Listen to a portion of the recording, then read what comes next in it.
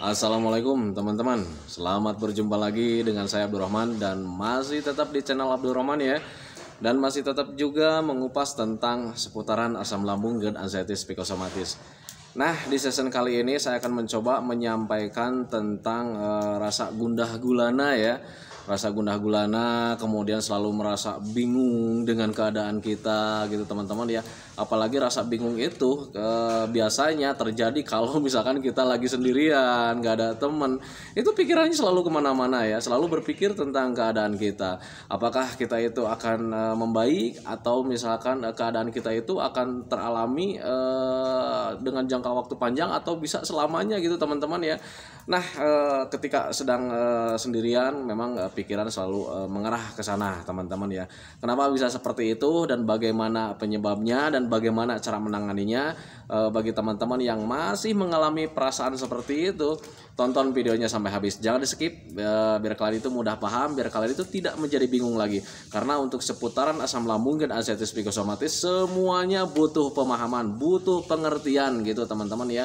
Biar kita itu bisa menangani setiap sensasi yang ada, yang datang gitu teman-teman. Kemudian kalau misalnya kita paham, kita mengerti, kita juga tidak akan bingung ya, kemudian tidak akan cemas juga. Nah itu teman-teman ya. Nah bagi teman-teman yang baru bergabung, seperti biasa ya, dimohon ya videonya itu di subscribe dulu, karena untuk subscribe itu tidak memerlukan biaya, tidak memerlukan pendaftaran. Jadi subscribe itu adalah hal yang sangat mudah sekali bagi teman-teman lakukan ya. Jadi teman-teman itu cukup memijit saja tulisan yang warna merah, tulisan subscribe. Biar kenapa? Jujur ya, biar videonya itu cepat berkembang dengan baik. Dan kalau seandainya videonya itu berkembang dengan baik, sudah barang tentu itu akan menambah semangat tersendiri buat saya untuk terus nge-share tentang seputaran asam lambung dan anxieties psikosomatis ini terhadap kalian.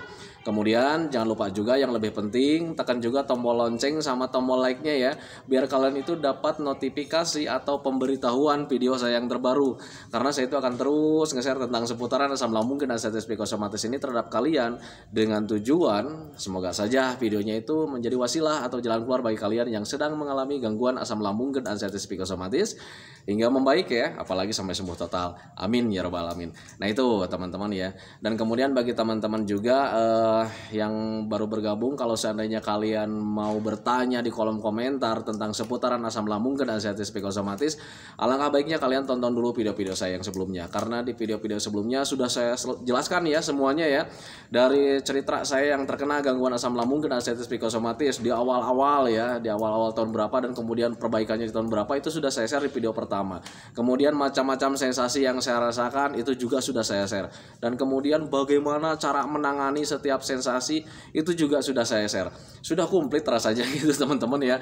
Makanya bagi teman-teman yang masih penasaran tentang seputaran asam lambung dan anxieties psikosomatis, ketika ada sensasi yang datang sama kalian, bagaimana cara menanganinya, kalian pilih saja video saya yang sebelum-sebelumnya, sesuaikan dengan kebutuhan kalian. Nah itu teman-teman ya.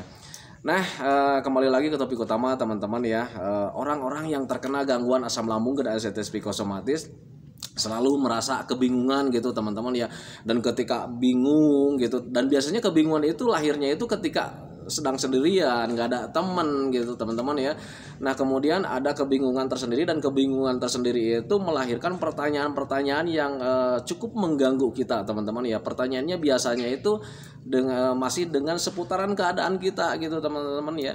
Apakah keadaan kita itu akan selamanya gitu mengalami seperti ini? Jangan-jangan penyakit ini tidak akan sembuh lagi. Jangan-jangan kita itu akan mengidap gangguan ini akan selamanya gitu. Wah, dan itu sungguh menyiksa sekali. Nah itu teman-teman ya. Nah patut kalian ketahui teman-teman ya, untuk asam lambung dan anxieties psikosomatis tidak akan kalian alami selamanya gitu teman-teman ya. Selama kalian mempercepat pemulihannya, mempercepat kesehatannya, dijamin ya kalian itu akan cepat membaik dan kalian itu akan kembali lagi kayak dulu lagi gitu teman-teman ya. Memang ketika kita sendirian, ketika kita sering merasakan sensasi tidak nyaman, itu pemikiran-pemikiran tentang keadaan kita itu memang selalu lahir, selalu datang gitu teman-teman. Kenapa bisa seperti itu? Karena itu adalah trauma tersendiri teman-teman ya. Jadi ketika kita trauma dengan keadaan kita gitu teman-teman, itu selalu hadir pertanyaan-pertanyaan seperti itu. itu. Ditambah lagi kita itu mengalami rasa tidak nyamannya ini lumayan cukup lama juga gitu teman-teman ya. Nah itu jadi ada rasa jenuh tersendiri lah dengan keadaan kita gitu teman-teman ya.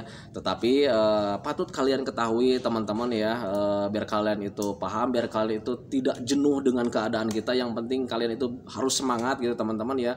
Tanamkan saja dalam pikiran kalian itu bahwa gangguan asam lambung dan anxiety psikosomatis ini berbeda dengan gangguan-gangguan yang lainnya gitu teman-teman. Kenapa seperti itu? Karena untuk asam lambung dan anxiety psikosomatis itu semuanya itu butuh penyesuaian ya, butuh penyesuaian, kemudian butuh pembiasaan. Jadi berbeda dengan gangguan yang lain.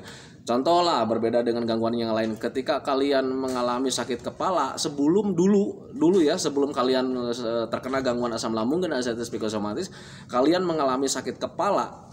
Kemudian kalian jangankan untuk pergi ke dokter ya, mengkonsumsi obat warung saja itu selang 1 hari 2 hari itu kalian sudah membaik ya. Tetapi berbeda ketika kalian sekarang sedang mengalami gangguan asam lambung dan anxiety psikosomatis dan sakit kepala itu sungguh dahsyat sekali dan temponya agak lama juga gitu teman-teman ya. Kita rasakannya agak lama. Kenapa seperti itu?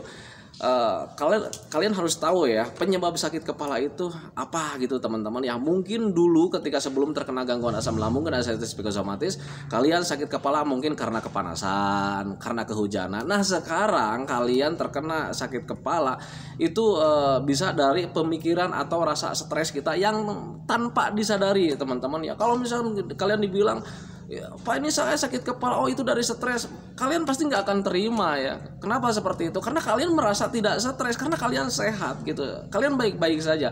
Tetapi rasa stres itu kalian alami tanpa disadari. Kalau misalnya kalian ingin menyadari tentang stres kalian, coba ingat-ingat, apakah selama ini kalian selalu berpikir keras tentang penyakit, selalu berpikir keras tentang sensasi, ini ada apa, ini kenapa, ini sampai kapan? Nah justru pemikiran-pemikiran itu kalau seandainya kalian alami setiap hari, otak kalian itu capek teman-teman ya. Otak kalian itu capek, kemudian nanti ada penegangan otot, dan ketika penegangan otot urat-urat saraf ketarik karena ada otot penegangan gitu teman-teman ya, yang akhirnya kepala kita itu ya kurang bekerja dengan baik gitu teman-teman. Ditambah lagi gizinya kalian tidak terpenuhi setiap harinya. Kenapa bisa tidak terpenuhi? Ya pencernaan kalian kan sedang terganggu. Wajar saja sih sebetulnya kalau misalnya kalian menyadari ke sana, kalian tidak akan bingung lagi. Justru kalian itu tidak akan jenuh. Justru kalian itu nanti mempunyai semangat yang tinggi, tekad yang tinggi. Oh ini gejalanya begini nih. Oh ini awal mulanya begini. Oh saya harus berhenti berpikir tentang penyakit. Yang penting saya sudah tahu bahwa gangguan asam lambung dan anxiety psikosomatis ini tidak berbahaya. Saya hanya butuh melakukan metodenya. Nah itu teman-teman, ketika kalian punya cerita seperti itu, nanti rasa semangat kalian hadir gitu teman-teman, dan kemudian kalian memperbaiki keadaannya itu bakalan lebih cepat. Itu yang saya alami dulu. Nah itu teman-teman ya, memang dulu jujur ya, ketika terkena gangguan asam lambung dan anxiety psikosomatis, kalau misalkan rasa tidak nyamannya setiap hari kita rasakan, paginya kita rasakan, siangnya kita rasakan, sorenya kita rasakan, bahkan mau tidur pun selalu kita rasakan. Dan itu di awal akhir ada titik jenuh ya, Duh ini nih keadaan kok begini terus, kapan mulai membaik gitu teman-teman ya. Dan ketika ada pertanyaan-pertanyaan itu, nanti tersirat rasa cemas kalau seandainya pemikirannya itu ke arah-arah yang berbahaya. Contoh lah, kalau misalnya kita bertanya dalam hati itu ya, kapan nih keadaan kita akan membaik, jangan-jangan nih ini akan kita alami selamanya, jangan-jangan ini tidak akan sembuh. Nah kemudian lahir pemikiran yang tidak ingin mengalami ini selamanya, dan kalau misalnya sudah terjadi itu, nanti cemasnya datang lagi. Nah itu teman-teman ya, itulah sifat asam lambung GERD anxiety psikosomatis. Makanya ketika kalian tidak ingin mengalami cemas atau was-was atau bingung, sadari Sadari saja bahwa gangguan asam lambung dan ascites psikosomatis itu sifatnya memang seperti ini. Kenapa bisa seperti ini? Karena kita punya dua gangguan. Yang pertama medisnya, kembali lagi ke cerita yang dulu ya. Medisnya kita mulai terkena. Kemudian psikisnya juga kita terkena. Tetapi yang saya katakan di sini psikisnya terkena itu bukan artinya kalian menjadi gila, bukan teman-teman ya. Yang dimaksud dengan psikis terganggu itu kalian itu salah memprediksi gitu ya, salah memikirkan. Contoh lah ketika kalian ada rasa tidak nyaman, baik itu penglihatan, baik itu perasaan, dan kalau misalkan rasa tidak nyaman itu berbarengan ya, ada perasaan tidak nyaman, kemudian pandangannya juga kurang nyaman, itu ada titik jenuh, ada ada rasa tidak nyaman, kemudian seolah-olah kita itu hidup bukan di dunia nyata. Nah itu justru akan sangat tidak nyaman sekali. Nah kalau misal kalian sedang mengalami seperti itu, kalian jangan berpikir kemana-mana. Ini gula darah saya sedang turun, gitu teman-teman ya. Gula darah sedang turun. Kenapa gula darah sedang turun? Karena memang pencernaannya sedang tidak baik, gitu teman-teman. Karena gula darah itu diambil dari gizi-gizi atau vitamin-vitamin yang kita makan, yang kita konsumsi. Nah kalau seandainya pencernaannya sedang memburuk atau misalkan belum membaik, ya sudah pasti teman-teman ya, kebutuhan gizi untuk seluruh tubuh kita itu tidak terpenuhi. Nah itu teman-teman, akhirnya gula darah kita menjadi turun, akhirnya kita mempunyai pandangan yang buram, rasa lemas gitu teman-teman, kurang gairah, sering melongo gitu teman-teman ya. Ditambah lagi kita pemikiran yang salah, wah sudah ya, total 100% pasti kita nggak nyaman. Nah itu teman-teman, makanya sadari saja ke sana gitu teman-teman ya. Dulu juga saya seperti itulah ketika memang sedang terkena gangguan asam lambung dan ascites psikosomatis. Jadi bukan Anda saja sih sebetulnya ya, orang-orang yang terkena medisnya kemudian terkena psikisnya juga pasti mengalami hal seperti itu. Nah itu teman-teman, tetapi itu jangan menjadi patokan buat orang lain ya. Oh orang lain ini begini nih, orang lain itu sama, jadi kita menjadi tenang. Jangan, justru ketika kalian misalkan wah orang lain juga kena nih, itu menjadi ketenangan tersendiri. Justru ketenangan itu jangan kalian jangan kalian rangkul ya, justru kalian itu harus bangkit.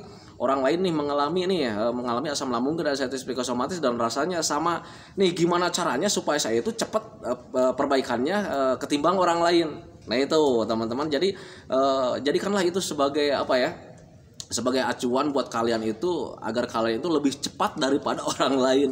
Nah itu teman-teman ya, jadi ketika kalian ada semangat seperti itu, kalian kan alhamdulillah nantinya ketika sudah mulai sembuh, mulai membaik, kalian juga bisa membantu orang-orang yang terkena gangguan asam lambung dan ascites psikosomatis menjadi lebih baik lagi teman-teman ya.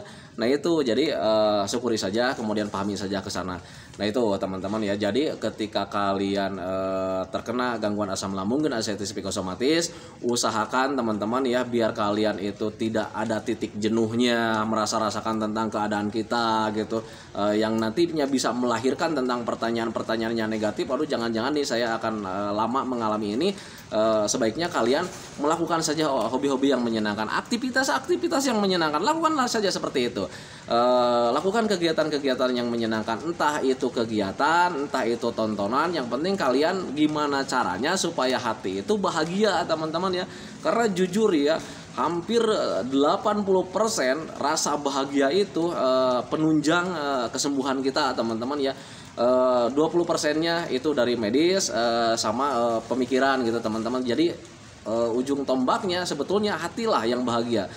Jadi bagaimana caranya supaya hati kita itu bahagia? Sebab kalau misalkan hati kita bahagia, itu justru akan melahirkan pemikiran-pemikiran yang negatif. Contoh lah, kalau misalnya hati kita bahagia gitu, sering senyum-senyum, bahagia, kita ketemu sama orang lain ngobrol-ngobrol bahagia, itu justru ketika kalian menjelang tidur itu berpikirnya bukan berpikir tentang penyakit teman-teman ya. Itu pasti berpikirnya itu, nih besok kemana lagi nih, besok ketemu sama siapa lagi nih. Jadi pemikiran tentang penyakitnya nggak ada.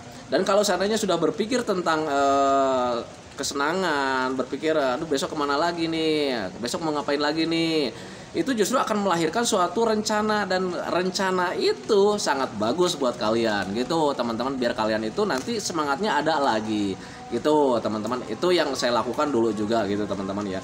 Nah itu teman-teman ya, video dari saya, semoga saja videonya itu menjadi wasilah buat kalian tenang saja bagi kalian yang masih mengalami kebingungan apakah saya itu mengalami hal ini akan selamanya atau tidak.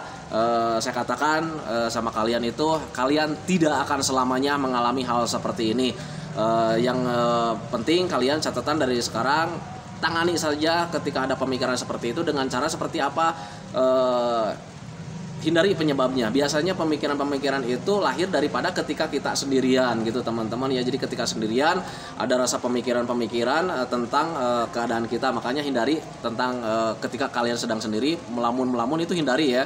Jadi mulai dari sekarang kalian itu justru harus melakukan kegiatan-kegiatan yang menyenangkan. Nah itu teman-teman, untuk gangguan asam lambung dan ascites psikosomatis berbeda ya sama orang lain. Jadi setiap orang itu jatuh temponya itu berbeda-beda. Kadang orang ini misalkan 1 tahun sudah sembuh, yang ini ada 5 bulan, yang ini ada 7 bulan sudah membaik, sudah sembuh total. Itu tergantung daripada setiap orangnya, bagaimana cara menanganinya, bagaimana konsisten dengan metode-metodenya. Nah itu teman-teman ya.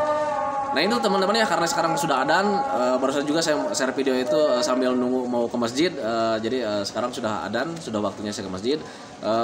Tolong titip ya, jaga kesehatan kalian, lakukan metode-metodenya, jangan patah semangat, karena gangguan asam lambung dan ascites psikosomatis ini butuh semangat yang tinggi. Kemudian tanamkan dalam pikiran bahwa gangguan asam lambung dan ascites psikosomatis ini bakalan membaik, bakalan menjadi sembuh total kalian itu, karena memang bakalan sembuh total ya.